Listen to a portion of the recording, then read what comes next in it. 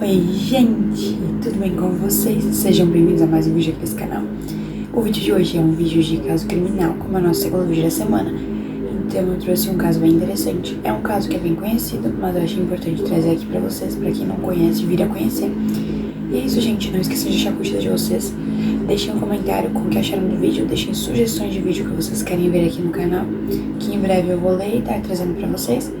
Compartilhem esse vídeo com quem se interessa por esse tipo de assunto e não esqueçam de se inscrever no canal. Então é isso, gente. A gente vai rodar a vinheta agora e começar o caso de hoje.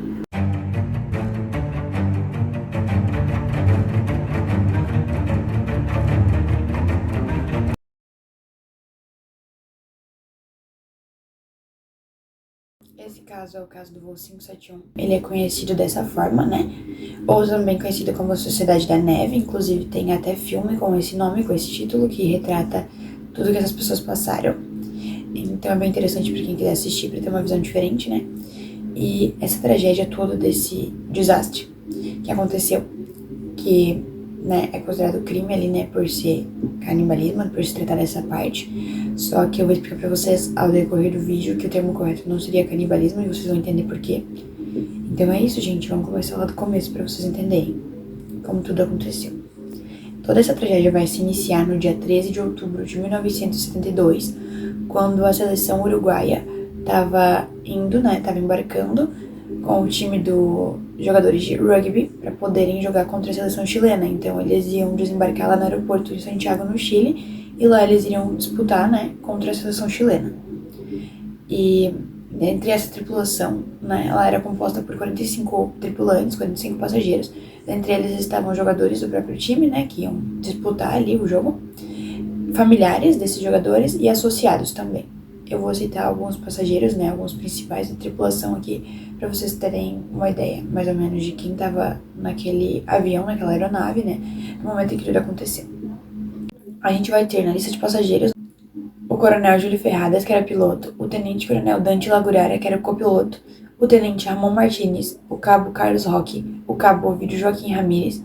A gente vai ter como tripulante também Roberto Canessa, Alfredo Delgado, Roy Harley, Daniel Fernandes, Álvaro Manguino, Javier Metol, Carlos Paes Rodrigues, Dr. Francisco Nicola, Fernando Parrado, Ramon Sabella, Adolfo Strauss, Eduardo Strauss, Antônio Vizentim, Gustavo Zerbino. Nesse dia é importante a gente falar as condições climáticas que estavam naquele local, pra gente poder entender o que aconteceu. Nesse local, estavam com ventos muito fortes, extremamente fortíssimos, eles estavam prejudicando o trajeto da aeronave. Então, assim, todas essas más condições climáticas fizeram com que a aeronave demorasse o dobro do tempo para concluir o trajeto. E eles também, nesse momento, estavam com uma falsa impressão de realidade. Eles estavam em contato com a torre de comando, né, com o pessoal ali do controle, né, pra ver se eles podiam pousar ou não, o pessoal que autoriza o pouso, né. Só que eles estavam achando que estava seguro para pousar. E aí eles foram autorizados a pousar. Só que o que aconteceu foi que eles acharam só. A realidade era totalmente outra. Eles estavam, tipo, praticamente em cima de um monte. Então, quando eles pousaram, eles deram direto, assim, bateram de frente com o Monte Seller, que é um pico de nada mais do que um monte, né? Enfim, com 4,2 mil metros. Então, assim, foi um choque, uma colisão bem grande.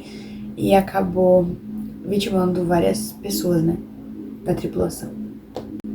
Como se não bastasse deles terem colidido ali, né, com um pico, com o Monte Seller, que era nada mais nada menos que um pico de 4 mil metros de altura, eles ainda vão ter uma segunda batida, uma segunda colisão, num segundo pico. E o que vai acontecer nessa batida é que a parte de onde a aeronave abrigava as cargas vai se separar da parte onde a tripulação ficava. Então a situação deles vai ficar bem crítica. E aí nesse momento é que as pessoas vão começar a falecer, né? Então, logo após o acidente, após a queda ali, as batidas, 12 pessoas vão vir a óbito, não vão resistir aos ferimentos e vão vir a falecer. E na manhã do dia seguinte, que era dia 14 já, mais 5 vítimas não vão resistir também e vão falecer. E aí no outro dia, né, a 17ª pessoa vai vir a falecer. Isso vai fazer com que reste 27 sobreviventes. A situação dessa tripulação ela era crítica, eles estavam sem suprimentos, sem equipamentos de primeiros socorros, sem recursos nenhum, tava tudo muito escasso, sem roupas adequadas para aguentar aquele clima. Então, assim, tava bem complicada, bem tensa a situação realmente. Esse grupo vai se intitular de Sociedade da Neve. E aí, ali vai ter o Roberto Canessa Urta. Ele era um jogador do time de rugby, né? Só que ele era estudante de medicina também. Então, ele que acabou conseguindo prestar os primeiros socorros às vítimas, às pessoas que estavam ali feridas, machucadas. Ele improvisou talas e aparelhos para auxiliar os feridos, né? E ele tava apenas no segundo ano de medicina, né? Mas ele conseguiu fazer tudo isso, enfim, ajudar a galera. Aí teve o Marcelo Pérez também, que sugeriu que eles fizessem uma barreira de contenção, vamos dizer assim, né? Para o frio não chegar tão dentro da aeronave. Então eles fizeram uma parede, eles botaram as malas tudo amontoadas e colocaram também todos os pertences, todas as coisas ali, né? Das outras pessoas que já haviam falecido e tudo mais. Amontoaram tudo para fazer tipo uma parede. E isso funcionou para que o frio não chegasse tão extremo ali para eles, né? Para que eles conseguissem se manter aquecidos de uma certa forma, né? Manter a temperatura tranquila para eles aguentarem. É dito por Fernando Parrado, que era um empresário milionário que estava dentro da tripulação também desse avião da aeronave, um sobrevivente, né? Numa entrevista, numa palestra, que se o Marcelo não tivesse sugerido que eles fizessem isso, eles não teriam aguentado nem a primeira noite, porque o frio estava muito absurdo. Então, assim, isso que fez com que eles aguentassem um pouco mais. Mas mesmo assim a situação era crítica, né? A única esperança que eles tinham era de sair vivo de lá. Nesse momento, nessa altura do campeonato, seus suprimentos eles eram insuficientes para fazer uma expedição longa, né? Para poder fazer uma viagem, enfim, para continuar o trajeto. Então é nesse momento que eles decidem fazer uma coisa extremamente absurda e bizarra, mas que foi necessária. E é principalmente por isso que essas pessoas, todas as pessoas que conhecem o caso, conhecem por essa parte que eu vou estar contando para vocês agora aqui. Eles vão decidir então comer a carne dos corpos das vítimas. O que acontece? Muita gente fala que é canibalismo, né? Que eles vão decidir cometer o ato de canibalismo. Mas o termo correto seria antropofagia, porque canibalismo só acontece quando as pessoas matam no intuito de consumir a carne. E ali no caso, os sobreviventes só consumiram a carne, as pessoas já estavam mortas devido a uma outra condição externa, né? Devido ao acidente. Então eles não mataram ninguém, eles só consumiram a carne por questão de extrema necessidade. Eles não cometeram um crime, vamos dizer assim, porque eles comeram, né, por questão de sobrevivência, mas eles não mataram. E aí também, essa conduta, de acordo com a lei do Uruguai, ela era considerada criminosa, sim, só que, de acordo com o artigo 27, eles foram isentos de qualquer responsabilidade, porque era questão de sobrevivência, então, assim, como eles precisavam daquilo para que eles não viessem a falecer, o Uruguai, né, decidiu não punir e não responsabilizar eles por nada, né. E os tripulantes fizeram um acordo também de que quem fosse falecendo, né, poderia ter sua carne consumida. Então eles autorizaram, né, eles deram consentimento de que se aquela pessoa morresse, a carne dela poderia ser comida pelos outros. Com um dos problemas resolvidos, né, que era da fome, infelizmente vai acabar surgindo outro problema. Um avalanche vai atingir a aeronave e vai acabar levando a óbito mais 8 pessoas. Então, essa tripulação que resta vai passar a sobreviver num espaço minúsculo, né? Porque tinha vários metros de gelo cobrindo o avião. Então, o espaço que não tinha gelo era minúsculo. Era horrível, era um espaço mínimo para eles fazerem as coisas ali. E eles vão se dividir entre trabalhadores, que eram os que iam ficar responsáveis por fazer as tarefas diárias, né? Realizar as tarefas necessárias. E expedicionários, que eram os que iam buscar contato com a civilização. Iam buscar ajuda de uma certa forma, né? Então eles se dividiram dessa forma para poder ficar uma coisa mais organizada. O grupo expedicionários era composto por 3 pessoas, eram eles o Antônio, o Canessa e o Parrado.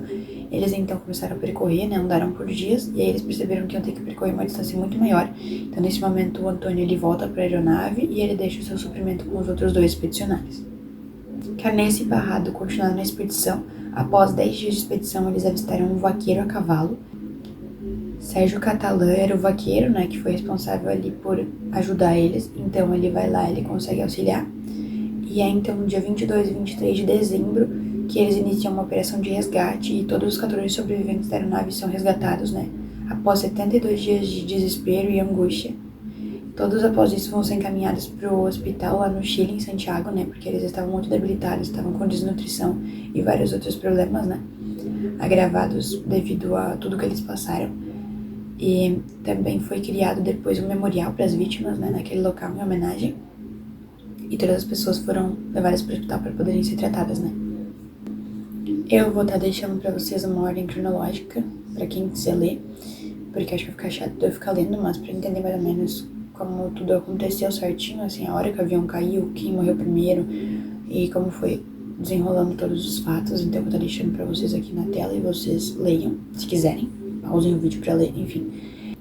Pra quem quiser conhecer um pouco melhor, a Netflix lançou um filme chamado Sociedade da Neve, que conta bem o que todas essas vítimas, esses tripulantes passaram, né? Então pode ser que traga uma visão bem melhor pra vocês. Pra quem se interessar, fica aí a dica. É isso, gente. Até o próximo vídeo. Tchau!